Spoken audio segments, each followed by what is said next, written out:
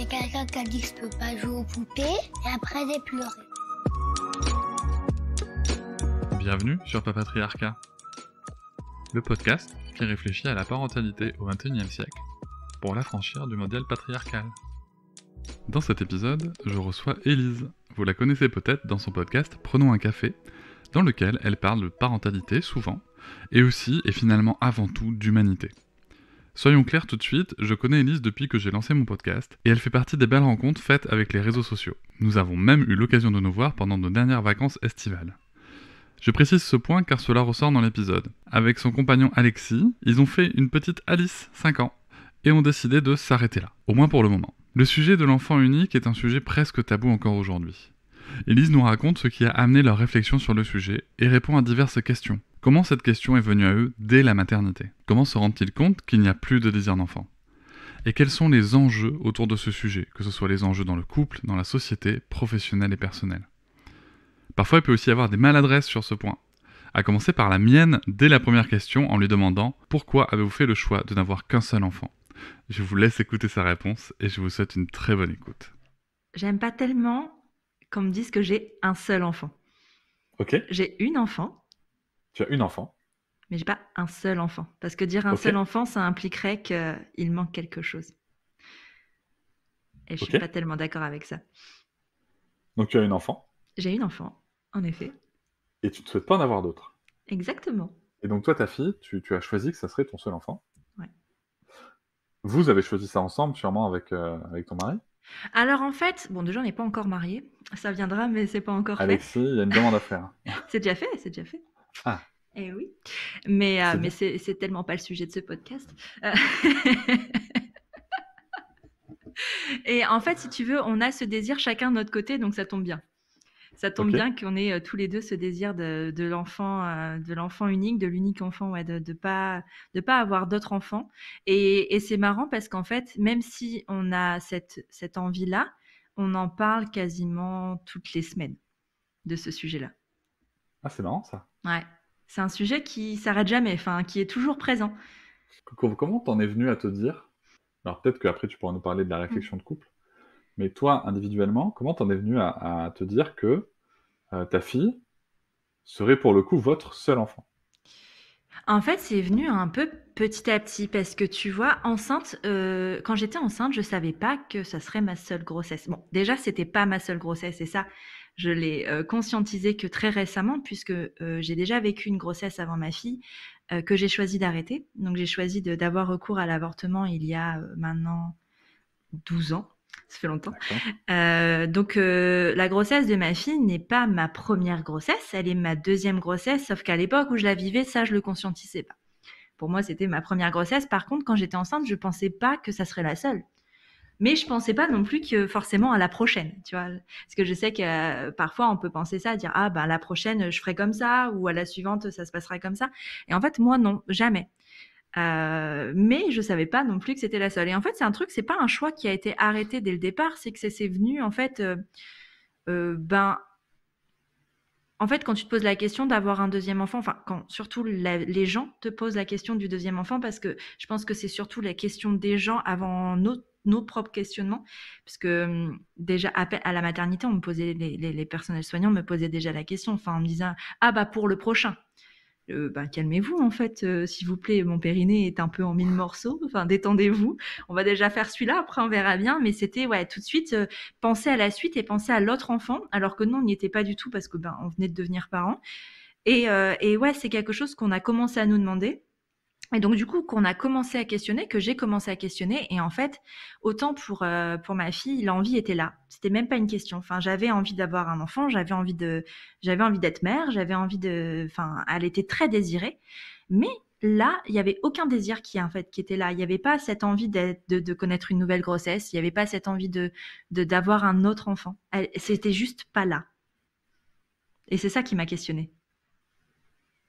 Et c'est toujours pas là. C'est toujours pas là. C'est ça le truc aussi. Enfin, tu vois. Ouais, non, c'est toujours pas là. Je me dis ça parce que ça soit pas là alors que tu viens d'avoir ton vagin et ton utérus enchanté. Enfin, tu vois. Je l'entends totalement que ça soit toujours pas là pendant Enfin, je l'entends dans tous les cas, hein, par Ouais, ailleurs, ouais, ouais. mais que ça soit toujours pas là parce que le postpartum, franchement, c'est pas la joie, et voilà, que ça soit toujours pas là parce que t'en as rien le cul des couches, parce que la charge mentale, c'est compliqué, et j'entends aussi. Ouais. Euh, et là, c'est toujours pas là. Donc, enfin, ce que je veux dire, c'est que il y a vraiment le fait que c'est ok, c'est assez, quoi. Mais en fait, le truc, c'est que les raisons pour lesquelles c'était pas là n'ont pas toujours été les mêmes. C'est-à-dire que D'accord. moi, j'ai vécu un postpartum assez compliqué parce que je n'étais pas assez informée et parce que je m'attendais pas à ça. Et en fait, je voulais juste pas revivre ça. Au départ, c'était ça. Je voulais pas revivre un postpartum. Sauf qu'aujourd'hui, ben, avec tout le travail que je fais, avec tout ce que j'ai appris, je sais très bien que si je vivais une deuxième grossesse et une deuxième naissance, ça ne se passerait pas comme ça. Puisque Mhm. aujourd'hui j'ai l'information, tout comme ma grossesse, bon, c'était très bien passé, mais la naissance, c'était pas. Enfin, aujourd'hui, j'ai appris tellement de choses que je sais exactement quel type de naissance je voudrais et je sais ce que je mettrais en place. Donc, ça serait forcément différent parce qu'aujourd'hui, j'ai beaucoup plus de connaissances. Il n'empêche que ce désir n'est toujours pas là. Et à chaque fois, il y a toujours un truc qui s'ajoute. Tu vois, ben, je dormais pas beaucoup la nuit. Là, ça fait. Et je sais, je vais peser mes mots quand je vais le dire, mais ça fait 1 mois que je dors la nuit parce que ma fille se réveillait toutes les nuits encore. Donc 4 ans et demi plus de nuit, c'est long.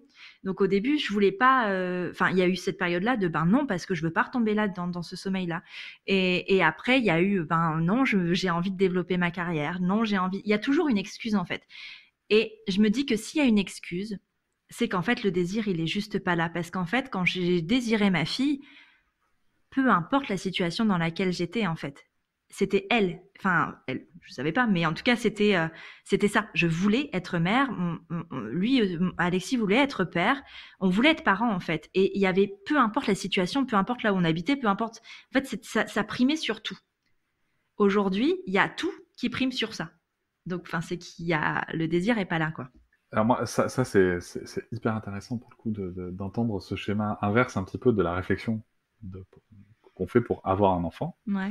Et il y a quand même quelque chose qui m'interpelle, c'est, puisque le désir n'est pas là, pourquoi on se pose la question? Parce que, tu vois, pour autant, même s'il n'y a pas le désir, par exemple, je me ferai pas stériliser, par exemple. Et je ne veux Mhm, pas qu'Alexis se fasse stériliser aussi.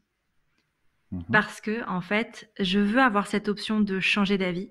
Et je veux être sûre qu'en fait, même si la question... Enfin, d'être sûre que c'est vraiment ce que je veux. Et puis, en fait, je pense qu'il y a aussi beaucoup de facteurs extérieurs. Il y a beaucoup de questionnements aussi ben pour ma fille en fait. Est-ce que ça lui convient d'être seule? Est-ce qu'elle a envie d'avoir un petit frère, une petite sœur? Est-ce qu'elle est heureuse comme ça? Enfin tu vois, il y a aussi ce questionnement-là autour d'elle qui se pose beaucoup et moi je me pose beaucoup sur ça. Et je pense que je projette ça parce qu'Alexis pas du tout. Parce que moi j'ai une sœur et Alexis il est fils unique. Donc en fait lui c'est quelque chose qu'il projette pas du tout de cette question de est-ce qu'il s'inquiète même pas de savoir si elle est heureuse seule ou pas. Mais moi, si. Mais je pense que c'est une question de vraiment de schéma familial, de son schéma familial et du mien en fait. J'ai pas envie j'ai parfois peur qu'elle passe à côté de quelque chose. Et tu penses que tu penses que le fait de te dire que ta fille pourrait passer à côté de quelque chose, ça serait une raison suffisante pour oublier le fait que toi, tu n'aies pas ce désir? Non, parce que sinon j'aurais déjà un autre enfant. D'accord. Non, c'est pas Heureusement, j'ai suffisant. envie de dire. Non, c'est pas suffisant. Et d'ailleurs, c'est quelque chose que j'évoque assez souvent, de me dire qu'en fait, on fait pas un enfant pour quelqu'un d'autre, que ce soit son conjoint, sa conjointe ou son enfant, en fait, ou ses parents, parce qu'ils voudraient être grands-parents. Enfin, on fait pas un enfant pour quelqu'un d'autre, parce que avoir un enfant, à mon sens, c'est un acte purement égoïste, en fait. Et donc, c'est pour soi qu'on le fait. En toute, voilà, je me prends souvent des taquets quand je dis ça, mais c'est J'ai une vrai. vision différente. Mais parce que tu veux partager, il y a une question de don aussi, mais le désir d'enfant, de la puissance que moi je l'ai vécu et qu'il n'y avait rien qui pouvait m'arrêter dans ce désir-là, c'était quand même profondément égoïste. Bien sûr que j'ai envie de tout lui donner, bien sûr que j'ai envie de partager plein de choses et j'ai envie de l'emmener, enfin de lui offrir et de lui partager, lui montrer, de lui donner une vie vraiment trop cool. Et il y a beaucoup d'altruisme dans tout ça. Il n'empêche que ma fille n'a jamais demandé à naître, tu vois. Ma fille n'a jamais demandé à être là. Même si elle est très contente, je lui demande régulièrement. Pour l'instant, elle est satisfaite. Mais voilà, elle n'a pas demandé ça. Ouais, mais pour autant, si tu veux, alors moi j'entends que le désir vienne du parent. Alors après toi, ce que tu ressens, moi j'ai pas de problème avec ce que tu ressens, hein, Oui, ça non. t'appartient, hein, tu le sais bien. Mais si tu veux, moi je pars du principe, parce que moi aussi j'ai eu un désir extrêmement profond. Mais c'est pas un désir que je qualifierais d'égoïste. Parce qu'en fait, cet enfant, moi, enfin, qu'on a eu avec ma compagne, à titre très personnel, je l'ai fait pour quelqu'un d'autre, en effet. Je l'ai fait pour elle. Je l'ai fait pour ma fille. Tu Ouais. vois? Je l'ai fait pour cet enfant qui n'était pas encore là. Je l'ai fait pour lui donner essayer de lui donner le meilleur. Et je me suis beaucoup questionné avant sur pourquoi est-ce que c'était pour moi, essayer de je sais pas, d'achever des choses que je n'avais pas réalisées dans ma vie. Enfin, bon, ça, c'est des choses que j'ai réglées bien avant, pour Mmh. le coup, de devenir papa. Et donc, c'était pas ça non plus. C'est juste que j'avais cette envie de transmettre et j'avais envie d'accompagner un être dans le monde. Et en fait, je l'ai bien fait pour quelqu'un d'autre. Je l'ai fait pour ma fille. Mmh. Tu vois? Ouais, ouais, ouais. Bah, j'entends, hein, j'entends et moi aussi je respecte ton sentiment, sauf que moi j'ai vraiment pour le coup pas du tout Non, mais c'est celui-là. drôle. Ouais, C'est drôle.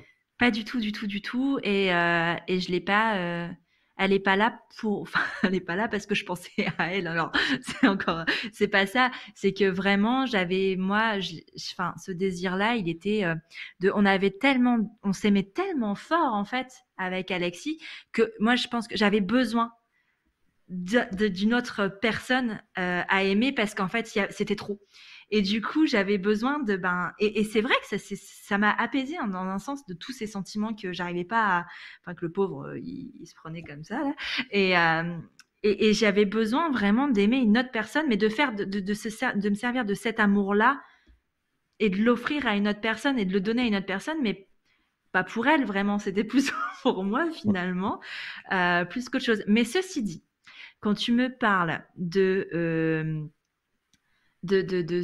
quand tu dis tu l'as fait parce que tu voulais lui apporter, transmettre à cette future personne, et ben quand je pense à un éventuel deuxième enfant, et ben par contre là je visualise une éventuelle personne parce que je dis tellement que je ne veux pas d'autre enfant, je dis tellement, enfin plein de choses, il y a tellement d'arguments qu'en fait j'ai peur que si un jour je change d'avis, cet enfant tombe sur tout ce que j'ai pu dire et le prenne hyper mal et se disent en fait elle m'a pas du tout désiré celle-ci enfin genre je suis le vilain petit canard enfin c'est pas et alors qu'en fait en soi si j'avais un deuxième enfant c'est que pour le coup il aurait été vraiment vraiment désiré parce que voilà.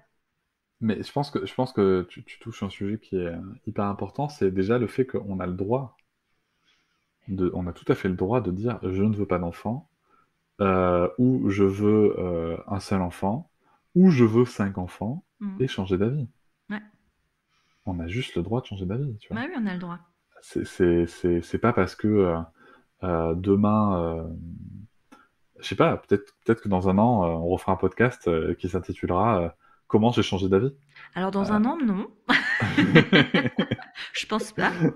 Mais non, mais tu vois, Ouais. je spécule, mais je me dis, tiens, on a le droit de changer d'avis déjà. Ouais. Et il y a vraiment ce côté, donc, pas de désir de deuxième enfant, ok. Est-ce qu'il y a des raisons dans ton expérience avec ton premier enfant, vraiment précises, qui viennent jouer sur ce non-désir d'enfant? En fait on a ce sentiment d'être au complet. En Mhm. fait, elle nous comble complètement. On est bien tous les trois. Donc c'est pas lié à elle particulièrement, mais vraiment en fait, il y a cet équilibre qu'on a tous les trois qui est à mon sens hyper précieux et qui vaut tout en fait. Qui vaut et il y a pas de place en fait, il y a juste pas de place. Il y a pas de place pour une autre personne. On n'attend personne en fait. C'est ça le truc, c'est qu'on n'attend personne. J'ai envie de dire futur enfant, on ne sait jamais, désolé, mais tu vois, non, on n'attend personne. Il y a pas cette et pour en avoir discuté avec plein de copines, tu vois, qui avaient justement ce désir de plusieurs enfants, elles me disaient on n'est pas au complet, tu vois, et ou même typiquement d'autres personnes qui me disent ben j'ai eu mon premier enfant, qui viennent de donner naissance, tu vois, et qui me disent ben ouais pour le prochain ou le deuxième, le troisième, et tu sais qui se projettent vachement. Et moi je n'ai pas ça. J'ai pas envie de... Voilà, il y a ce truc de, ben, on est bien tous les trois, on a un équilibre qui nous convient parfaitement. Et en fait, quasiment tous les jours, quand on vit des trucs trop beaux et trop forts, on se dit, oh là là, en fait, il faudrait pas que ça change. Oh là là, t'imagines, heureusement qu'on est là comme ça tous les trois parce que c'est trop génial. Et moi, c'est vraiment, c'est que c'est l'aspect positif hein, qui me... Il y a pas de... C'est pas parce que mon enfant est, enfin que j'ai des difficultés avec l'éducation de mon enfant, que j'ai des difficultés avec elle dans notre relation, quoi que ce soit. Pas du tout, parce qu'en fait, au contraire, j'ai une relation de folie avec ma fille. Enfin, on est hyper, alors pas fusionnel, on n'est pas fusionnel du tout, mais enfin on est très proches. Enfin, il y a de la communication, il y a de l'émotion, il y a, enfin on parle de tout et tous les trois et ça marche bien. Et je pense que c'est parce que ça marche très très très très bien comme ça qu'on n'a pas envie de changer les choses. Ben, tu vois, moi je te posais cette question parce que quand je regarde l'année 2021, alors pourquoi est-ce que je vais te dire pourquoi moi je fais ce podcast? Parce que c'est un Mhm. sujet chez moi. Ah. C'est un sujet chez nous. Et quand je regarde 2021, je me dis, tiens, c'est marrant parce que dans notre quotidien, il y a des moments, notamment quand on était en vacances. Alors, Élise et moi, nous sommes croisés pendant nos vacances. C'est vrai. Et elle avait pris Cet un homme sacré coup nage de très soleil. bien. Merci. Et c'est vrai que si tu veux, c'est marrant parce que en voyant jouer nos enfants ensemble, je me suis dit, c'est vrai que c'est chouette de les voir jouer avec d'autres enfants. Mais il y a des amis pour ça déjà, premier point. Ouais. Et deuxième point, c'est vrai qu'à un moment, avec ma compagne, quand on s'est retrouvés un petit peu, on faisait du camping dans la nature, et on s'est dit, tiens, c'est vrai que ça serait peut-être chouette qu'il y ait, tu veux, quand tu te projettes, tu dis, ça serait chouette de voir deux enfants jouer. Sauf que, sauf que, c'est bien mignon de dire ça. Sauf que ça veut aussi dire avoir deux fois plus de choses à gérer pour le départ en vacances. Ouais. Et malheureusement, et je vais peut-être choquer du monde, hein, mais euh, dans notre situation où moi j'ai ma fille en instruction en famille et où je passe énormément de temps avec elle, en fait, je peux vraiment compter le nombre de fois où je vois que je suis en dépense d'énergie, tu vois, extrêmement élevée, et où je me dis, avec un enfant de plus, c'est pas possible, quoi. Et C'est sur des puis, choses qui ouais. t'arrivent, toi, de te dire ça? En fait, moi, tu vois, il y a un truc qui me... Et parce que moi aussi, j'adore voir ma fille jouer avec d'autres enfants, et c'est aussi pour ça qu'on voit beaucoup d'amis qui ont des enfants plus ou moins du même âge, mais enfin avec qui elle peut jouer. Mais il y a aussi une différence, tu vois, c'est tu vois des amis qui ont des enfants qui ont plus ou moins le même âge que ton enfant, ça va. Mais avoir un bébé, c'est pas la même chose. Et parce que avant d'avoir deux enfants, tu auras un enfant et un nourrisson. Et en fait, cette période-là, moi, je la trouve vraiment assez compliquée, je pense, à gérer. Alors après, parce que c'est pas mon désir, je pense aussi, et que du coup, moi, je vois que l'aspect négatif hein, de la chose. Mais, euh, mais tu vois, de dire, ben oui, un jour, ils pourront jouer ensemble, mais dans combien de temps, tu vois? Dans 3 à 4 ans? Enfin, et en attendant, bah, c'est pas le cas. C'est pas le cas. Et non, mais en termes de logistique, moi, nous, ce qu'on chérit par-dessus tout, c'est d'être en supériorité numérique. Enfin, je veux dire, ça a quand même pas de prix. On est deux pour un, c'est-à-dire qu'en fait, je veux dire, quand on en a besoin, si l'un de nous deux en a besoin, ben en fait, il peut s'accorder et Mais prendre oui. du temps rien que pour lui. Typiquement, là, cette semaine, enfin la semaine dernière, il y a eu un jour, j'ai fait un blackout complet, fièvre et machin. Je suis restée dans mon lit toute la journée. Mais en fait, je pense qu'on n'aurait pas pu faire ça comme ça si on en avait eu deux, trois ou plus, enfin, tu vois. Parce que, ben, là, c'était facile et je me suis même pas posé la question. Bah, tu vois, c'est exactement... c'est marrant parce que donc, on enregistre cet épisode, on est le 3 janvier, hein, il sortira au mois de mars. Euh, donc on sort des fêtes en fait. Donc Ouais, vous verrez nos têtes tous les deux. c'est On a tous les sympa. deux l'air bien fatigués. Moi je vois à peine mes yeux tellement je les serre. Et en effet, c'est marrant parce que nous aussi à la maison, on a été vraiment malades pendant presque tout décembre. Et pourtant on a bien travaillé, enfin on a travaillé à fond aussi. Voilà, enfin bref, on n'a pas vraiment pris soin de nous, on va dire. Mm. Et on s'est retrouvés, pas plus tard que ce week-end, moi, je me suis retrouvé à vraiment avoir ma compagne qui est KO et à partir avec Sarah plusieurs heures pour que ma compagne se repose, Mm. tout en me disant, ouais, mais si là il y avait, et c'est marrant parce que tu parlais du bébé, je me suis dit, si là il y avait un bébé, si là il y avait un bébé, donc chez nous à l'été C'est à ça. la demande, euh, comment on fait, tu vois? Parce Ouais. que, parce que je me retrouverais avec un bébé soit qui pète un câble, parce que maman est pas là, un nourrisson quand même, Mm. à l'été à la demande, c'est quand même très proche de la mère, on va pas se mentir. Et en même temps, pour le coup, la possibilité, enfin l'impossibilité de me barrer, quoi. Mm. Tu vois? Ah ouais. Parce que là, tu vois, je suis parti avec Sarah au bord d'un lac, il faisait beau, on était le 1er janvier, euh, et elle s'est même pas demandé où était sa mère, si tu veux, tu vois. Exactement. Et ça, c'est un truc que tu fais pas avant. Et ça, c'est un truc que moi, j'ai eu. Tu vois, tu parlais de trucs qui n'ont pas de lien, mais moi, enfin, Alice, elle a été très proche de moi pendant longtemps. Et du coup, il y a eu des moments où, en fait, si j'étais, par exemple, dans la maison, ben, c'était vers moi qu'elle allait. C'était pas vers son père. Donc, les trucs de malade et tout ça, c'était pas possible pendant un moment. Aujourd'hui, ça l'est. Et j'ai pas du tout envie de retourner en arrière. Et il y a un truc qui est purement égoïste aussi, et ça qui regarde peut-être, enfin, qui regarde, si ça le regarde, mais qui n'a rien à voir, qui est pas du tout le même point de vue par rapport à Alexis. C'est que moi, avoir un autre enfant, ça veut dire mettre 2 ans de ma vie entre parenthèses. Et bien sûr. Parce qu'en fait, ça veut dire une grossesse. Alors, ma première grossesse s'est très bien passée, tu vois. Enfin, je veux dire, j'ai rien eu. Enfin, j'ai pas eu de problème. Donc, en soi, ça pourrait aussi très bien se passer. Il n'empêche qu'il y a le postpartum, qu'il y a l'allaitement, parce que nous aussi, c'est allaitement. Et parce que je changerais pas d'avis si j'avais un autre enfant, tu vois. Donc, ça, c'est sûr. Donc, tout ça, ça serait ma charge, en fait. Et j'ai pas envie. J'ai pas envie. Oh, même si j'ai adoré être enceinte, j'ai adoré allaiter et je le referais 1000 fois si j'avais 1000 enfants. Bah, en fait, ça, j'en ai pas envie. J'ai pas envie de. En fait, je pense que je le vivrais comme une injustice.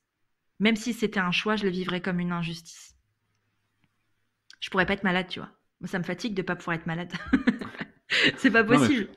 je comprends, c'est vrai qu'il y a vraiment ce côté du nourrisson et qui demande beaucoup, qui demande beaucoup. Alors après, bien entendu, moi le premier, je suis convaincu que le père ou le coparent a un rôle aussi important à jouer, mais il y a dans les premiers mois de vie, enfin au moins dans les premiers mois de vie, euh, certains diraient la première année, pour certains spécialistes de santé, hein, j'entends, Mhm. disent la première année, c'est quand même beaucoup la mère qui est sollicitée, et en effet, c'est mettre sa vie un petit peu entre parenthèses. Je sais que, tu vois, moi, par exemple, ma compagne, c'est quelque chose auquel elle a pensé. Pour elle, c'est se dire, alors de toute façon, elle est obligée de faire un prêt pour faire un congé maternité. Ouais. Voilà. Voilà. Mais tu vois, c'est ça aussi, on n'en Profession de prend pas santé libérale. forcément. Voilà. Non, mais c'est ça. Toutes les Et, situations sont à prendre en compte, hein. c'est pas simplement je pars en congé mat, tu vois. Il faut que je fasse un prêt sur plusieurs années. Mhm. Donc c'est aussi des choses dont on se prive à un autre moment. Enfin voilà, faut en avoir conscience. Ouais. Moi, j'ai la chance si mon activité telle qu'elle est reste telle qu'elle est, de pouvoir stabiliser un peu, mais encore que, tu C'est vois, aléatoire. mais ouais, et puis même, tu vois, comme je disais, là on part aussi du principe que tout se passe bien, et encore une fois, moi je suis sur un équilibre. Tu vois ce que je veux dire? Ouais, Et je un vois petit bien. peu comme tu disais, on se sent bien, on se sent complet. Ben moi, je me sens en équilibre. Et un bébé, là, maintenant, hein, j'entends, tu vois. Si tu me dis demain je gagne au loto, j'ai plus besoin de travailler. Mhm. Franchement, par contre, je suis OK pour faire un autre bébé, tu vois. Si j'ai plus, en fait, si tu m'enlèves de la charge mentale, je suis OK pour en rajouter. Mhm. Parce que j'aime bien mon niveau de charge, là, tu vois, global. Même s'il est élevé, non, mais c'est vrai. Ouais, ouais, ouais. Il y a des gens comme ça, et j'en fais partie pour le coup, même si mon niveau de charge est globalement élevé, j'aime bien avoir ce niveau de charge. Si demain on me dit t'as plus besoin de travailler, franchement, mais tu peux avoir un autre enfant parce que ta compagne en veut un, Mhm. euh, je suis OK, tu vois. Mais là, en fait, il y a vraiment ce côté niveau de charge pour moi je suis en équilibre et je veux pas venir briser cet équilibre et ça me semble se rapprocher un petit peu de ce que tu disais en disant, ben nous on est bien là, Ouais. C'est tu ça. vois. C'est ça. Et puis, enfin, ce que tu dis est aussi intéressant par rapport à la situation professionnelle et nos ambitions. Parce que c'est pas le même délire quand tu es à ton compte de décider de. Et encore, j'ai eu ma fille, j'étais déjà à mon compte, hein, donc je sais très bien ce que c'est que de ne pas avoir de congé maternité. Et moi, j'ai repris le travail avec Alice elle avait 6 semaines, je crois.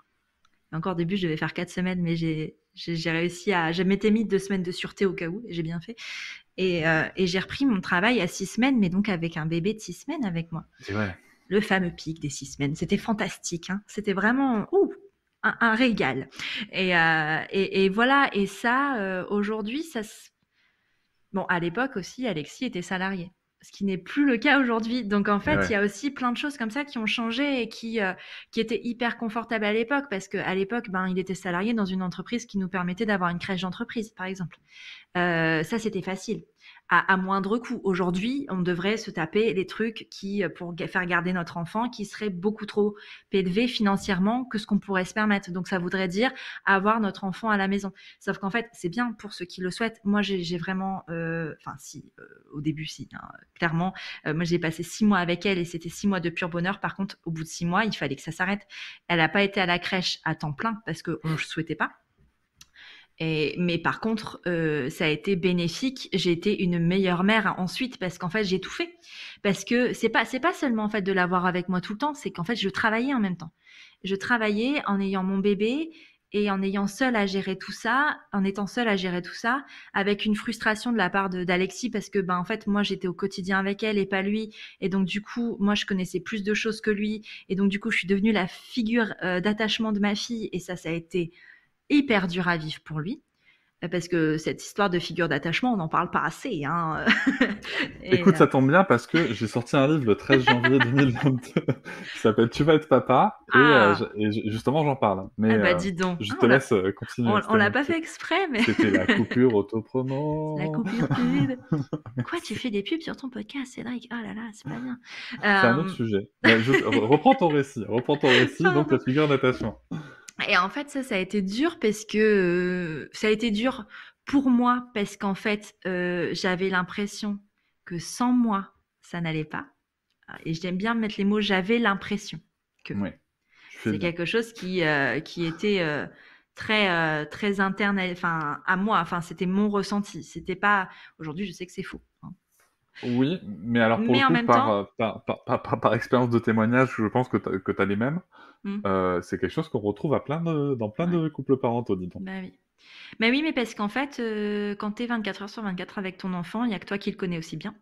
Et t'as beau avoir fait un enfant avec une autre personne qui a a priori 50% des gènes de ton enfant, en fait, elle ne le connaît pas comme toi tu la connais. Et en fait, confier ton enfant à son père devient parfois aussi difficile que confier ton enfant à quelqu'un qui la voit peu, parce qu'en fait, il la voyait pas. Et c'était dur parce que c'était dur pour lui parce qu'en fait, il y avait des choses qu'il comprenait pas, des réactions qu'elle avait qu'il ne comprenait pas. Alors que moi, en un coup d'œil, je les comprenais, je savais exactement ce qu'il fallait faire. Donc, il se sentait super impuissant. Donc, il se sentait nul. Donc, en fait, après, moi, je devais le rassurer, mais ça me saoulait. Et donc, du coup, je le trouvais nul. Et donc, du coup, je me trouvais nul. Et donc, on est entré dans un cercle vicieux.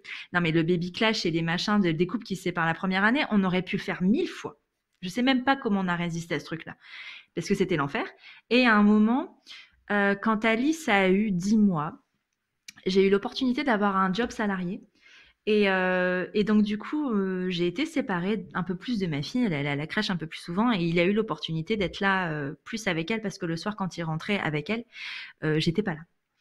Parce qu'avant, je travaillais à la maison et là, je travaillais plus à la maison. Et là, ça a changé la donne en fait. Et déjà, elle m'a fait un truc que j'ai pas compris. Pendant 4 mois, elle voulait plus me parler. Bon, elle était petite, elle avait 1 an, mais elle me parlait pas. Mais elle voulait plus me parler quand même. Elle me rejetait. Alors, je ne sais pas tellement pourquoi, mais donc du coup, c'était devenu que papa. Et dès que j'apparaissais dans la pièce ou dès que je rentrais du travail, elle me rejetait complètement. Et ça, c'était chaud. Et c'est arrivé à peu près en même temps où elle a décidé d'elle-même d'arrêter son allaitement. Ça aussi, c'était intéressant comme chose. J'ai pas kiffé, personnellement. J'ai pas kiffé qu'elle prenne cette décision, mais bon, c'était la sienne. Et voilà. Et par contre, mais l'équilibre s'est pas remis à ce moment-là pour autant, parce que, après, ça a rebasculé. Parce qu'Alexis a fait un burn-out, donc en fait, ça s'est réinversé. Donc c'est moi qui ai repris le relais pendant tout le burn-out. Et en fait, il s'est passé énormément de choses pendant les 3 premières années de vie de notre fille, en fait, pour nous. En tant qu'être humain, en tant que parent, et ça a été très dur. Et en fait, ça fait un peu plus d'1 an et demi qu'on a l'impression aussi d'être sorti du tunnel et d'avoir une vie où c'est un peu cool, où on n'a plus de difficultés, bon, à part les réveils nocturnes, mais je veux dire, à l'endormissement, c'était plus compliqué. Alors que moi, je revois Alexis dans le couloir de notre ancien appartement faire les 100 pas pendant des heures le soir, en fait, pour que... Et tu vois, tout ça. Mais après, aujourd'hui, c'est des trucs que peut-être qu'on ferait plus parce qu'on a d'autres connaissances. Mais ça, j'ai le souvenir de ça, tu vois. Juste sur le sommeil, je renvoie sur l'épisode numéro 53 de mon podcast qui sera sorti le 6 janvier. Ça suffit Euh, l'autopromo, hein. Non, non, mais c'est important. Ouais. C'est important parce que dedans, c'est avec Audrey Njavé et elle explique Mm. justement que le sommeil, jusqu'à 4 et 6 ans, ça va être la galère, quoi. Ouais. C'est quelque chose qu'il faut savoir. Mais ça, on ne sait pas. Si vous êtes jeune parent ou si vous voulez être parent, sachez-le. Si vous signez un contrat, pendant 4-6 ans, ça va être compliqué. Mais en fait, je crois, enfin, on te dit, finalement, on te fait croire que ça dure 6 semaines, tu vois. Non, Cette histoire. non, Non, non, non, non, c'est ça faux. c'est de la merde. Et je sais que moi, enfin, je le dis souvent, enfin, je veux dire, le dire qu'elle elle a pas dormi, elle s'est réveillée fréquemment la nuit jusqu'à encore il n'y a pas longtemps. À chaque fois, on me répond, mais toi, faut pas t'écouter parce que si on t'écoute, on fait pas d'enfant. Mais en même temps, j'ai pas envie de cacher les choses et c'est vrai. Alors Mais après, je dis pas que oui, c'est en même difficile, temps, mais après, on s'habitue. c'est le cycle normal que tu Oui, décris en fait. C'est le c'est cycle normal. tout à fait normal. Et voilà, c'est comme ça. Mais par contre, après, c'est vrai qu'il y a des choses qui deviennent plus faciles, notamment, je pense à l'endormissement, qui est devenu plus facile autour de 3 ans, à peu près. Mhm. Et en fait, déjà là, quand on a eu l'endormissement qui n'était plus une galère, bah, c'est déjà allé mieux, tu vois. Déjà, il y avait quelque chose de beaucoup plus de sérénité. Donc au début, je pense qu'on voulait pas de deuxième enfant parce qu'en fait, on pouvait pas en fait. On dormait pas assez, on était trop ébranlés parce que ce qui s'est arrivé, ce qui était passé aussi dans nos vies, le burn-out, enfin ces histoires de trouver nos places en fait finalement. Et une fois qu'on a trouvé nos places, on n'a plus envie de devoir trouver encore nos places parce que c'était trop dur. Et je pense alors je dis pas aujourd'hui parce qu'aujourd'hui on est quand même beaucoup plus stable en tant que couple, enfin, je pense que si on avait eu un deuxième enfant avant, dans les 3 premières années, je pense ça nous aurait séparés, vraiment. Je pense que c'est un vrai test pour, pour, euh, pour le couple. Je pense que enfin, très sincèrement, hein, je pense que les enfants, le deuxième enfant, et même les plusieurs enfants, notamment dans les premières années de l'enfant, Mm. tu vois, je dirais avant 6-7 ans, Ouais. je pense que c'est un gros test hein, quand même Ouais. pour le couple, quoi, parce que ça remet beaucoup de choses en question, parce qu'il y a un équilibre qui est là. Après, tu vois, par rapport au choix de deuxième enfant, moi je sais que je suis. Après, il y a mon âge aussi qui avance, mais tu vois, à titre personnel, je suis très attiré par l'idée de faire un enfant, si je veux faire un deuxième enfant, le faire plus tard, tu vois, vers 6-7 ans. On a évoqué ce sujet pas plus tard que ce week-end. Ah, bah vas-y, raconte-nous alors. En fait, parce que tu vois, tout à l'heure, je te disais que j'ai pas du tout envie de passer par une stérilisation. Tu vois, par exemple, j'ai un moyen de contraception et j'ai pas envie non plus qu'Alexis passe par une stérilisation parce qu'en fait, c'est pas quelque chose. Enfin, j'ai pas envie que ce soit définitif parce que je veux me laisser justement cette porte de me dire que peut-être que dans 5-6 ans, on aurait un deuxième enfant parce qu'en fait, on est hyper attiré par l'idée d'avoir 2 enfants uniques. Si tu veux, il y a un truc comme ça parce que bon, on sait très bien que même si, admettons, on a un enfant dans 5-6 ans, il y aura 10 ans d'écart entre nos 2 enfants. Et on sait que, bien sûr, ils vont grandir une partie de leur vie ensemble, mais finalement, qui sera assez courte et qui ne seront pas élevés de la même façon, c'est certain. Et donc, en fait, les moments de privilégiés qu'on aura passé pendant 10 ans avec notre premier enfant, on pourra avoir des moments aussi privilégiés avec un deuxième enfant, en fait. Parce que elle sera assez grande pour pouvoir l'entendre déjà, et il y aura une forme d'autonomie qui sera plus importante chez elle à ce moment-là, qui nous permettra d'être focus vraiment sur un nouveau-né ou quoi que ce soit. Tu vois, moi, je suis, j'ai Instagram et je suis parfois des familles comme ça qui ont des ados, des pré-ados et qui accueillent un autre bébé et je trouve ça fascinant en fait. Ça veut pas dire que c'est moins difficile, hein, mais je trouve ça fascinant ces relations en fait d'accueillir un enfant comme une personne et de le prendre en personne à part entière et pas comme fratrie en fait. Et je trouve ça vraiment chouette. Et je crois qu'à la limite, je pense que si on devait avoir un deuxième enfant, ce serait dans ce cas de figure-là, mais pas autrement. Ça m'interpelle beaucoup ce que tu dis parce que j'ai un ami avec qui j'ai parlé justement de l'écart d'âge de ses enfants, puisque j'ai un ami, ses enfants ont 7 ans d'écart. Et la raison pour laquelle il voulait qu'il y ait cet écart-là, c'était pour que le premier ait des souvenirs d'enfant unique. Mm. Et justement pour que ce soit le fait qu'on rajoute une personne dans la famille. C'est-à-dire que tu existes sans ta fratrie. Ouais. Tu n'es pas que le fils d'eux, tu n'es pas que le frère d'eux, tu es qui tu es. Et je trouvais ça hyper intéressant comme approche, tu vois. Mm. L'autre point, après, il y a un point qui est aussi scientifiquement prouvé, c'est que vers 6, 7, 8 ans, il y a aussi ce qu'on appelle un âge de raison, pour faire simple, Ouais. qui fait qu'il y a une gestion des émotions qui est très différente chez l'enfant.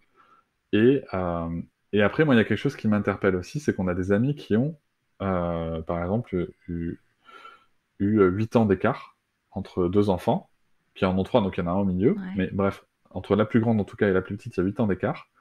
Et à 8 ans, la plus grande, enfin voilà, est capable de porter l'autre enfant, est capable de changer la couche.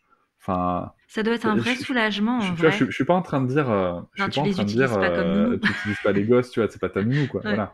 Mais c'est juste qu'en fait, il se passe d'autres choses. Mhm. C'est-à-dire que tu pourrais peut-être prendre une douche avant 16 heures parce que la grande sœur pourra éventuellement bercer le bébé pendant 5 minutes. Et C'est franchement, c'est ça. un peu luxueux quand même comme Non, situation. mais tu vois, Ouais. alors, bien sûr, ça entraîne d'autres problématiques aussi. Tu vois, on en parlait aussi sur la gestion des écrans, c'est des choses Mm. qui amènent d'autres Tu problématiques. peux pas élever ton deuxième enfant du coup de la même façon parce qu'il y a des choses à la Exactement. maison. Mais dans tous les Mais cas, dans dans toutes tous les les cas, tu peux fratries pas. en fait. Dans Voilà. tous les cas, tu peux pas. Mais il y a vraiment ce côté-là. Donc ça, tu vois, moi, c'est vraiment quelque chose où on se dit, ouais, tiens, pourquoi pas, à ce moment-là. En même temps, je te dis ça se trouve, ça arrivera pour nous. Mm. Mais, c'est vrai qu'il y a ce côté choix qui est important et comment est-ce qu'il se structure et aussi comment, et ça, j'aime bien ce que tu racontes, puisque, tu vois, je le choisis là, mais peut-être que dans 2, 3 ans, 4 ans, 5 ans, Mm. mon choix sera plus le même. Tu Ouais. vois. Et Après, il y a une autre c'est bien de question, le moi, dire. qui me sur cette question de plus tard, c'est que, ben, en fait, je me dis, si on fait ce choix-là, ben, je vivrai une grossesse à 37, 38 ans, et je pense que c'est quand même pas la même chose de vivre une grossesse à 37, 38 ans que une grossesse à 27 ans, comme moi j'ai pu le vivre, tu vois. Et ces petits trucs-là me font aussi un peu peur de me dire que, ben, l'intensité, en tout cas, des 3 premières années, de tout ça, autour de 40 ans, ça doit être un peu plus compliqué, même si on n'est pas des vieillards à 40 ans, hein, mais ça va être quand même plus compliqué à Bah, je peux gérer t'en parler. qu'en fin de vingtaine, comme j'ai pu le faire. Mais après, c'est cette tête aussi une croyance limitante, hein, Bah, et moi, voilà. je suis devenu père à 35 ans. Ouais. Là, ma fille a 3 ans et demi, j'en ai 38. Euh, est-ce que physiquement, il y a des choses qui sont plus complexes? Oui. Il y a évidemment des choses physiques, de fatigue, de forme physique qui sont plus complexes qu'à 30 ans, ça c'est une évidence. Et d'un autre côté, ce qu'il y a de dingue, si tu veux, c'est que ma fille est certainement ma première motivation pour prendre soin de moi. Ouais. Et je pense Ouais. tu vois, à approcher 40 ans, c'est pas un luxe de se dire, tiens, j'ai une vraie raison de prendre soin de moi. Ouais. J'ai une vraie raison de pas fumer. J'ai une vraie raison de pas, tu vois, de pas retomber dans des choses que j'ai fait Mm. plus jeune, quoi. J'ai une vraie raison d'essayer de me remettre au sport. Tu vois, c'est une vraie Mm. motivation. Et donc après, bien sûr que c'est forcément pas évident maintenant. Je sais pas, je pense que c'est vraiment, pour moi, c'est vraiment une question de, tu sais, l'énergie, c'est quelque chose je fais une formation sur le sujet d'ailleurs, mais c'est quelque chose qui fluctue. Ouais. Et donc, peut-être qu'il y a des moments où on va trouver ça dur, peut-être des moments où on va trouver ça tellement Mm. facile. Et peut-être qu'il y a des moments, si tu veux, comme tu vas avoir tellement d'expérience sur un premier enfant, en sachant que tout passe, comme dirait C'est Fanny ça. Vella, Mm. euh, peut-être qu'en fait, on aurait aussi ce recul et cette sagesse, entre guillemets, tu vois, à Mm. 40 ans, de se dire, c'est bon, je sais que je galère, je sais que c'est dur, mais je sais que ça va pas durer. Ouais. Et puis, il y a autre chose aussi, c'est-à-dire que quand je suis devenue mère de ma fille, il y avait tellement de choses que j'avais pas réglées. Et en fait, avoir un autre enfant plus tard, en fin de trentaine, disons-nous, ben en fait, je serais tellement pas la même personne. Enfin, je veux dire, il y a des choses, je pense, parce que je le suis déjà, beaucoup plus sereine sur plein de sujets et beaucoup plus détendue et beaucoup plus, enfin, tu vois, ce truc de se dire peut-être tout passe, mais pas même pas que sur ça. Enfin, je veux dire beaucoup plus peut-être dans enfin, les 3 années là qu'on a vécues, je t'ai décrites qui étaient quand même pas très reluisantes, ben elles se passeraient pas comme ça en fait. Je le sais. Aussi. Non, mais Je c'est le ça, sais, aussi. c'est sûr, parce qu'on peut pas vivre 2 fois les mêmes galères quand même. Et non, mais parce que je sais qu'on a trop cheminé, on a trop avancé dans qui on est, on a levé up, on va dire, enfin pour que que ça se reproduise en fait, tout simplement. Et il y a des connaissances qu'on n'avait pas, qui sont vraiment trop différentes. Et il y a on pourrait asseoir un peu plus facilement nos choix sans se laisser influencer. Je pense à notamment tout ce qui est grossesse et naissance, c'est-à-dire moi, la naissance de ma fille, j'étais en mode, si tu veux, moi j'ai pas préparé mon accouchement, je dis allez-y, faites ce que vous avez à faire et voilà. Aujourd'hui, mais même demain, je tombe enceinte, jamais ça se passe comme ça, jamais. Je prépare tout de A à Z, en sachant très bien que ça peut ne pas se passer comme ça, mais en ayant les clés, quoi, en me donnant les clés, chose que je faisais pas, ce que j'ai pas fait en fait au début pour Alice. Et chose que je ferais forcément, que j'ai un enfant dans 1, 2, 5 ou... Bon, alors 10 ans, à mon avis, ça reste compliqué, parce que la biologie. Mais en tout cas, ouais, parce qu'il y a ça aussi, hein, finalement. Alexis se pose pas tellement ces questions-là, parce qu'il n'y a pas cette horloge-là aussi, Bah, que ça, moi j'ai plus. nous les mecs, on sait qu'on est fertile. Alors attention, il y a quand même des choses qui peuvent se passer, mais on a une fertilité jusqu'à notre mort. Donc Ouais. c'est Et différent. puis le corps prend quand même moins cher en tant qu'homme qu'en tant que femme dans l'enfantement, tu vois. Oui, dans l'enfantement, oui, c'est sûr. Oui. Oui. Parce que dans la bière, Non, c'est non, pareil. après oui. Je te parle des 9 mois plus naissance, Oui, plus non, mais bien sûr. postpartum. Ça, on est bien d'accord que Ouais. faut aussi en avoir conscience, je pense. Mais j'aime beaucoup le fait que tu dises. Moi, il y a deux choses qui m'ont interpellé là dans ce que tu as dit. C'est le fait que tu as dit on a aussi cheminé, enfin, on a fait nos chemins. Faut savoir que, par exemple, tu vois, Noëlla et moi, on avait chacun fait une thérapie. Et on a fait une thérapie de couple Ouais. à nos 30 ans. Puisque nous, on a eu Sarah, on avait déjà 13 ans de couple derrière nous. Ouais. Et si tu veux, c'est vrai que c'est quelque chose qui nous a énormément aidé. D'ailleurs, je le recommande à tout le monde et je l'écris dans mon livre. Si vous pouvez faire une thérapie avant d'être parent, faites-le. Ah, mais faites-le, mais moi Mais je faites-le l'ai pas 100 fait, fois, mais quoi. je vous le recommande. Et justement, tu vois, je pense que ces 3 années, si tu veux, dont tu parles aussi, il y a ce côté thérapie, enfin chemin que vous avez fait. Mm. Et aussi, il y a aussi vraiment le fait que vous savez, tu vois. C'est que il y a vraiment ce moment, je trouve, quand c'est la première fois qu'on devient parent, ce moment où on a l'impression que ce qu'on vit là, ça va être quand la situation est difficile, et on va dire cet enfer qu'on est en train de Ouais. vivre, Ça va être tout le temps. ça va être comme ça tout le temps. Et non, tout passe. Ouais, c'est ça. Et une fois que ça, tu le sais, tu sais que pour le deuxième, ça va passer aussi. Ouais. Bah ouais. Mais tu vois, même si je le sais, ça me donne pas pour autant envie. Ah, mais moi non plus. Parce qu'en fait, si tu veux, moi j'ai l'impression de tous les matins quand je me lève, je respire en fait. Et cette sensation-là, elle a disparu pendant beaucoup trop longtemps. Et j'ai envie de... Enfin, c'est vrai que c'est quand même plus facile. Enfin, moi en tout cas, je sais pas si tout le monde le pense comme ça, mais moi je trouve ça beaucoup plus facile d'avoir un enfant plus grand. Même si les bébés c'est chouette hein, pour plein d'aspects, mais moi j'adore avoir une enfant plus grande. Enfin, tu vois, là elle va avoir 5 ans. Il y a des échanges qui sont extraordinaires, c'est stimulant intellectuellement, et moi j'ai tellement besoin de ça, de cette stimulation intellectuelle. Alors après, on a des conversations, mais déjà j'aurais jamais cru avoir des conversations comme ça avec ma fille de 5 ans, soit. J'étais pas forcément prête à tout ça, mais c'est pas grave parce que c'est ça, on apprend aussi avec elle, hein. Mais il y a cet échange-là, cette transmission aujourd'hui, puis les activités où en fait on profite vraiment toutes les deux. C'est pas un truc de je joue, je sais pas à quoi on jouait quand on était bébé, mais il y avait beaucoup moins cette interaction. Aujourd'hui, on fait des jeux qu'on apprécie toutes les deux. Alors bien sûr, parfois il y a des trucs que j'aime moins, mais je le fais. Elle fait pas par contre l'effort de faire des trucs qu'elle aime moins pour me faire plaisir.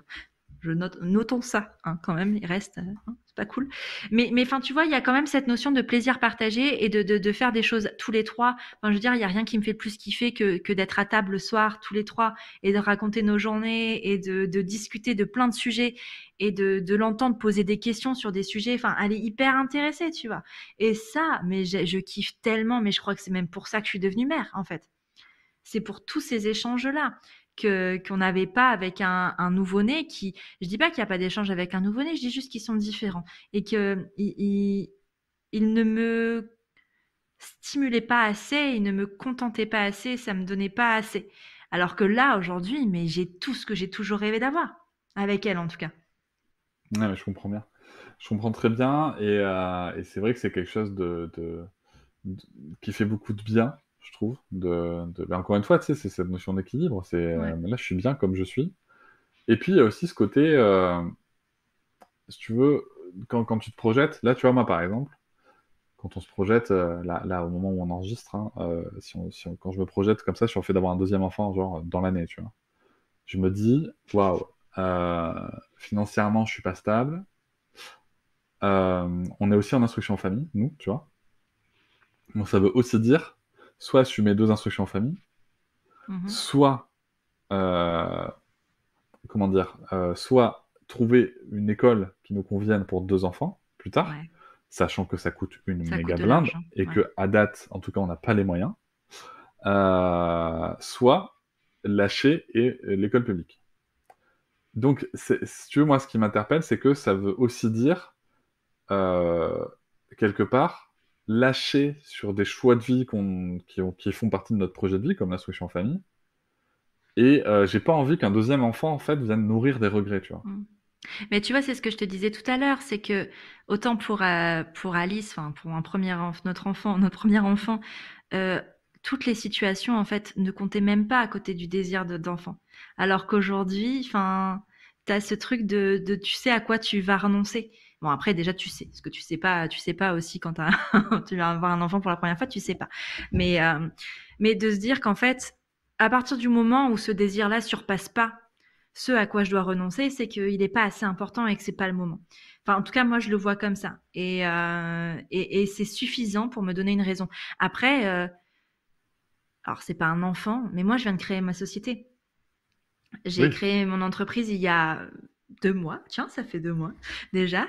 En fait, ça me prend trop d'énergie et je peux pas. En fait, je peux pas. Ça serait autant radier ma société aujourd'hui si je devais avoir un deuxième enfant, en fait. Clairement, hein, je le dis, c'est vrai. Parce que je n'aurais pas l'énergie, je n'aurais pas. Je suis trop tôt dans cette création-là pour en fait entrevoir cette possibilité-là.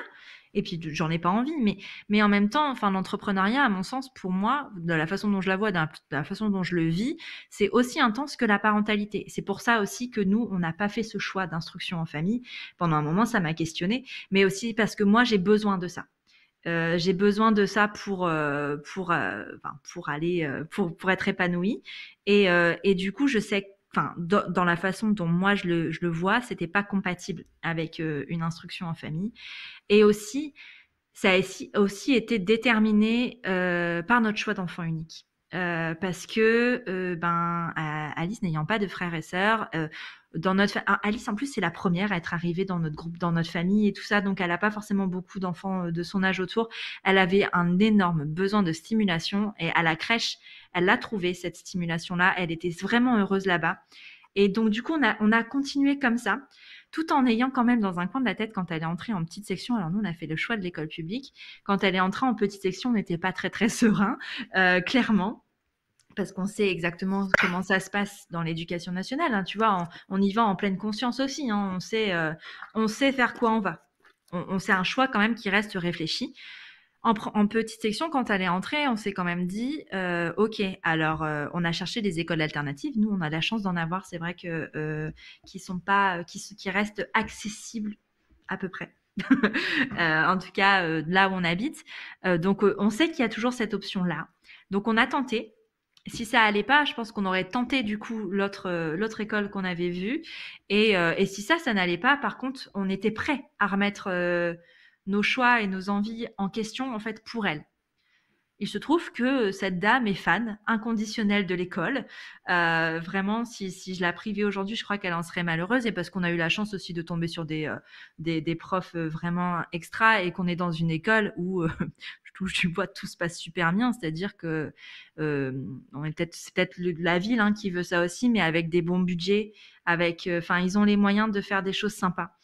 Et donc, du coup, ça aide beaucoup. Alors, pour l'instant, maternelle, c'est comme ça. Je sais pas comment ça se passera à l'école primaire et on en reparlera. On en fera un podcast, si tu veux, dans 1 an et demi. Mais en tout cas, pour la maternelle, ça se passe comme ça. Et pour, du coup, moi, je fais partie du truc de... Comment ça s'appelle? les parents d'élèves. Non, pas les parents d'élèves. Pas le truc d'association, mais... enfin, je vais au conseil d'école avec les profs et tout ça. Donc, je sais ce qui se dit. Je sais quels sont les projets pédagogiques parce que c'était important pour moi d'avoir ces informations-là. Et je sais qu'on est sur la même longueur d'onde, donc du coup, c'est pour ça qu'on y est. Et enfin, typiquement, parce que la maîtresse de ma fille s'appelle Alice aussi.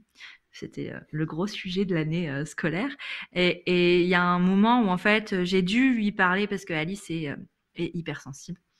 Et j'ai dû lui en parler parce qu'il y avait un truc qui allait pas justement à l'école et elle m'a dit, quand la maîtresse m'a dit oui oui je sais mais enfin elle me dit c'est certainement un truc d'Alice, enfin tu vois que c'était même pas un sujet et moi j'avais tellement peur d'aller lui dire parce que je me suis dit elle va pas me prendre au sérieux, elle va croire que je suis perchée, que tu sais je suis trop sur mon enfant, trop à l'écoute comme on peut entendre, tu vois, parfois c'est vrai. Et en fait d'avoir été écoutée et entendue tout de suite, enfin je sais que c'est un luxe, je sais que j'ai de la chance, je sais, et c'est triste en fait de dire que c'est une chance finalement d'être tombée dans cette école. Mais donc du coup, on est conforté dans nos choix et on peut aller plus loin dans nos choix professionnels grâce à ça. Ça ne veut pas dire que c'est figé dans le temps parce qu'on ne sait pas comment ça va se passer plus tard parce que voilà, on verra son épanouissement futur à l'école parce que on reste très vigilant quand même. Voilà. Et socialement, Élise, le choix de l'enfant unique, est-ce que c'est quelque chose sur lequel tu as l'impression que c'est quand même globalement accepté? Est-ce que c'est quelque chose qui nourrit des remarques, des questions de ton entourage, des gens que vous croisez, que vous rencontrez? Alors bizarrement, pas de notre entourage proche, mais de notre entourage qu'on connaît peu, oui, apparemment. C'est-à-dire que dans nos familles, notre choix n'a jamais été questionné. Si tu veux, nos parents n'ont jamais dit ah, mais vous êtes sûr ou quoi? Bon, après, de mon côté, j'ai la chance d'avoir une sœur qui a décidé d'avoir plein d'enfants, donc ils sont un peu épanouis de ce côté-là, donc ils me laissent tranquille. C'est bon, Donc elle a fait voilà, le job. c'est bon, je suis un peu tranquille. Non, mais ceci dit, parce que j'ai déjà parlé avec mes deux parents, parce que mes parents sont divorcés, donc avec mes deux parents de ce choix-là, et à chaque fois que j'en ai parlé, mon père, par exemple, a toujours été dit ouais bah ouais c'est génial, t'as raison, si c'est ce que tu veux faire, vas-y, c'est ok, c'est super. Et ma mère également en fait finalement, alors que enfin parce que mais ça venait de moi, c'est moi qui en ai parlé, c'est moi qui ai abordé le sujet, c'est pas eux qui sont venus me dire avec qui m'ont dit alors quand est-ce que t'en fais un deuxième. Ils m'ont jamais posé la question. En revanche, je me souviens de voisins, mes anciens voisins, s'ils m'écoutent, je ne sais pas, mais de voisins qui nous disaient ah bah alors à quand le petit frère, la petite sœur? Et nous, on n'a rien à cacher. Enfin, tu vois, on dit ah bah non, ça n'arrivera pas. On dit oh bah pourquoi? Non, la question ça a été mais vous allez pas lui faire ça quand même? Ah ouais, carrément. Parce que apparemment notre fille aujourd'hui est extrêmement malheureuse et Ouais. doit avoir une vie pourrie parce qu'elle n'a pas de frère ou de sœur. Et en fait, c'est leur projection en fait. Mais moi, je le prends pas mal parce que je sais d'où ça vient. Moi, ce qui me gêne, c'est que ce soit dit devant elle. Mais oui. Ça me gêne. C'est le problème, c'est que, en fait, je nous revois, c'était à l'époque du premier confinement quand on applaudissait, tu sais, à 20h, seul moment social où on parlait à peu près de marche à marche. Et c'était venu là, et c'est vrai que elle était là, du coup, Alice. Et moi, ça m'a gêné en fait qu'elle entende ça. Parce que peut-être que juste l'idée ça n'avait peut-être jamais germé dans sa tête qu'elle pouvait être malheureuse sans frère ou sœur, en fait. Et là, quelqu'un d'extérieur va aller lui dire que ben ses parents sont d'horribles personnes parce qu'ils lui offrent pas un frère ou une sœur. Enfin, ça veut dire quoi, tu vois? Et c'est plus par rapport à elle que moi ça me gêne. Par rapport à moi, non, parce que j'ai aucun, enfin, je suis totalement d'accord avec ce choix et que j'en parle très ouvertement, donc c'est même pas un sujet. Mais c'est vrai que quand elle est là, moi, ça me gêne. Mhm. Non, mais je comprends totalement. Surtout qu'en plus, c'est vraiment quelque chose qui est dans des conceptions qui sont tellement loin de l'enfant. Mm. Que surtout à cet âge-là, si tu veux, que ça peut être d'une violence inouïe, en effet, je conçois totalement. Et en même temps, j'ai envie de te dire, mais ça concerne qui, tu vois? Je veux dire, Mm. que ce soit le choix de l'enfant unique, que ce soit le fait d'avoir deux enfants, que ce soit le fait d'en avoir 3, 4, 5, 6, 7, 8, 9, 12, 12, ça fait beaucoup, 12. Ah, il y a la place dans le livret de famille, hein. Il y a la place dans les vraies familles. Non, mais en fait, quand je dis ça fait beaucoup, c'est pas un jugement, c'est qu'en fait, j'essaie de me projeter moi avec 12, et je me dis, waouh, Ah bah, il faut plusieurs voitures, hein. 12 quoi, c'est chaud, t'imagines, t'as une équipe de foot. Et, Et pourtant, et, il y en a qui font ce et oui, choix. non, mais bien sûr, il y en a qui le font, bien sûr, bien sûr. Et il n'y a pas de souci avec le fait de faire ce choix. Mais justement, c'est ça le truc, il n'y a pas de souci avec les choix, et ça serait peut-être bien qu'on laisse les gens Ouais. faire comme ils ont envie, sachant que, en plus, ce qu'il y a de dingue, moi, ce que je retiens surtout de notre échange, c'est que aujourd'hui, vous faites un choix d'avoir un seul enfant. T'as vu, j'ai repris la formulation. Mhm. C'est bien. Mais je n'ai pas dit que tu n'avais qu'un seul enfant. Mm. J'ai dit, vous faites le choix d'avoir un seul enfant. Et j'apprends. C'est bien. Et, et si tu veux, ce que je trouve chouette, c'est que vous avancez avec vous avec qui vous êtes, avec vos équilibres, avec vos joies, vos peines, vos doutes, vos réussites, tout ce qu'on veut. Et ça se trouve, dans 2-3 ans, il y aura un deuxième enfant, ou pas. Ou ça se trouve dans 4-5 ans, ou pas. Et tout ça, c'est OK. C'est vrai. Tu C'est vois? beau ce que tu dis. Et Non, ça mais va c'est nous vrai. amener... Vas-y. Non, mais en fait, ce que j'aime, moi, dans ce que tu dis, c'est le côté choix. Parce qu'en fait, je pense qu'avoir des enfants ou non devrait être un choix, en fait. Tout comme... parce que dans l'inconscient, dans le collectif, en fait, il faut avoir des enfants. Parce que tu vois, nous, on a le choix d'avoir un enfant unique, mais on pourrait aussi avoir le choix de ne pas avoir d'enfant du tout. Et il faut forcément des enfants dans la représentation sociale de la famille. C'est un couple, des enfants.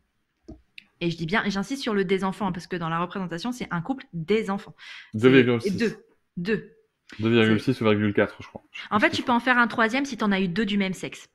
Ah oui, voilà, c'est Tu ça. sais, pour essayer de... Quand même, Bah sinon oui, tu vas être bah trop oui. malheureux. Tu Bah vois, oui, c'est sinon pas ça va terrible. pas. Voilà, Bah c'est oui, pour non, ça. bien sûr. Donc du coup, voilà, c'est pour ça le 2,6, c'est ceux qui tentent, tu vois. Et en fait, on fait... Enfin, j'ai l'impression que on fait parfois des enfants par devoir ou parce que c'est ce qui doit être fait sans que le choix soit vraiment questionné. Et pour moi, c'est important justement de rappeler que un enfant, on fait le choix de faire un enfant, que ce soit un enfant, 2 enfants, 3 enfants. Il faut que ce soit un choix. Il faut que ce soit quelque chose qu'on décide ensemble et pas qu'on impose, pas qu'on fasse pour faire plaisir à quelqu'un d'autre. Il faut vraiment que ce soit un truc qu'on choisisse. Pour moi, c'est important de le rappeler ça. Et parce que c'est important pour moi, en fait, tout simplement.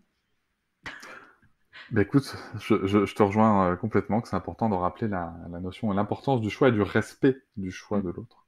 Parce qu'on a souvent tendance à vouloir qu'on respecte nos choix sans s'interroger sur le respect qu'on accorde au choix des autres. Mm. Et je pense que c'est sympa pour finir. Merci beaucoup, Élise. Mais écoute, avec plaisir, Cédric. À bientôt. À bientôt. Je vous remercie de m'avoir écouté. Je vous invite à vous abonner et nous pouvons aussi nous retrouver sur Facebook, Instagram et sur le blog papatriarca.fr. À bientôt.